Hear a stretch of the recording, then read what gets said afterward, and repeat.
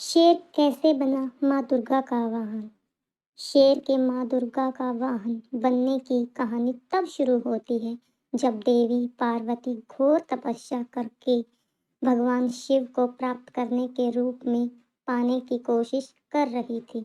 सालों तक तप करने के बाद माता पार्वती को भोले भंडारी अपनी पत्नी के रूप में अपना लेते हैं।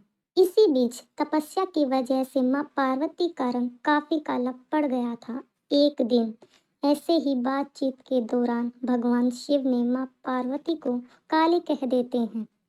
यह बात उन्हें पसंद नहीं आती। वो नाराज होकर दोबारा तप के लिए चली जाती। एक दिन घूमते घूमते एक शेर घोर तप कर रही माँ पार्वती के पास पहुंचा। उन्हें खाने की इच्छा से वो वहां घूमता रहा। माँ को तप में लीन देखकर वो शेर भी वहीं इंतजार करता रहा।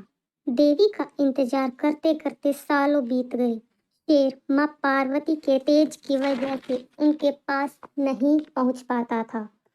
कोशिश करता और असफलता हाथ लगने पर दोबारा लौटकर कोने में बैठ जाता।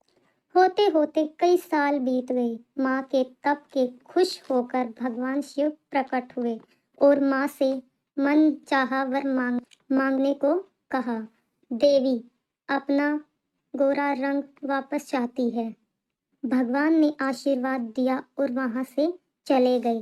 वरदान मिलते ही माँ पार्वती नहाने के लिए चली गई। नहाते ही उनके शरीर से एक देवी का जन्म हुआ जिसका नाम कौशिकी पड़ा। उनके शरीर से काला रंग भी निकल गया था और माँ का रंग पहले की तरह साफ हो गया था। इसी वजह से माता पार्वती का नाम गौरी भी पड़ गया। नहाने के कुछ देर बाद माँ की नजर शेर पर पड़ी। शेर को देखते ही उन्होंने भगवान शिव को याद किया और शेर के लिए भी वरदान मांगा।